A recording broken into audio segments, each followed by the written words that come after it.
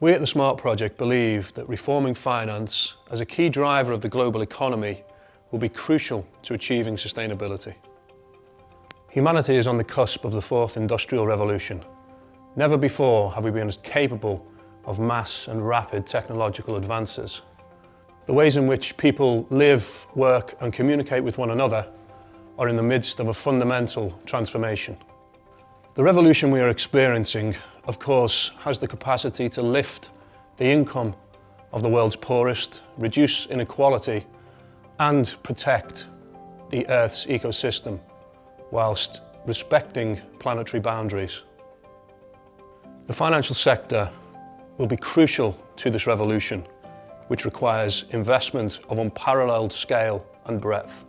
On the other hand, we know that humanity is capable of socially and environmentally destructive behaviour, and the financial sector is often complicit by funding such activities. Such destructive activities, of course, continue unabated. According to the UN, by 2050, the costs of environmentally destructive activities globally could reach $28.6 trillion, or 18% of world GDP. Financial institutions and markets will play a key role in determining whether such activities continue and whether sustainable finance initiatives can be scaled successfully. For example, in the context of climate change, the OECD has estimated that in order to keep up with international commitments signed up to under the Paris Accord, global infrastructure investment needs to be at least $6.9 trillion per year, or $70 trillion in total by the year 2030. Financing such investments will of course require significant private sector involvement. Some financial institutions and some central banks, including the European Central Bank, have indicated their support for the transition to sustainable finance. And yet, in spite of the positive talk emanating from the financial sector regarding sustainability, progress remains too slow to avoid some of the negative effects from a changing environment. The EU alone, for example, has an infrastructure investment deficit of around 180 billion euros per year. Financial institutions continue to fund some of the most environmentally destructive practices and activities on our planet. Between 2004 and 2014, for example, the largest 25 global banks channeled at least $1.85 trillion to fossil fuel companies. In contrast, only $171 billion was given to renewable energy projects. If financial institutions continue on the same path, then before the decade is out, another $6 trillion will be funneled towards fossil fuel companies. We at the SMART project are convinced that the faith placed in private financial markets alone to achieve sustainability is misplaced. Of course, initiatives such as the European Green Deal are welcome.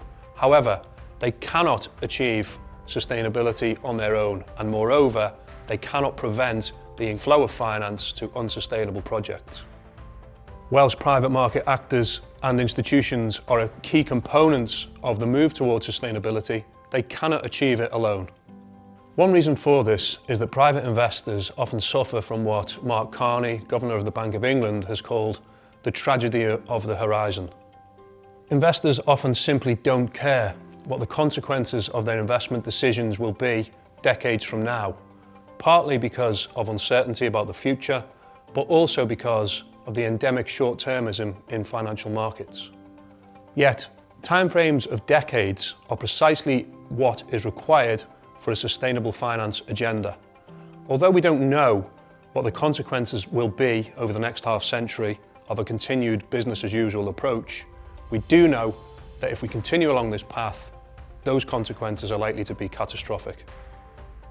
That is why we at the SMART project believe that we need to introduce regulation which not only complements private and public market actors' investment programs in the sustainable finance sphere, but also acts as a check and balance against private market actors' incentives. This must be based on a recognition of the sustainability risks that the financial sector poses to the planet. In short, SMART believes that we must protect the planet from finance rather than protecting finance from the planet. We at the SMART project recommend the following: to broaden the Sustainable Finance Initiative, to go beyond climate change and respect all planetary boundaries. We also recommend that the Sustainable Finance Initiative tackles issues such as inequality, human rights abuses, and inclusive social dialogue. Secondly, we recommend that banks are more fully included in the transition to sustainability. European businesses receive around 70% of their financing from the banking sector. We therefore propose to regulate banks to ensure that sustainability is integrated into their decision making.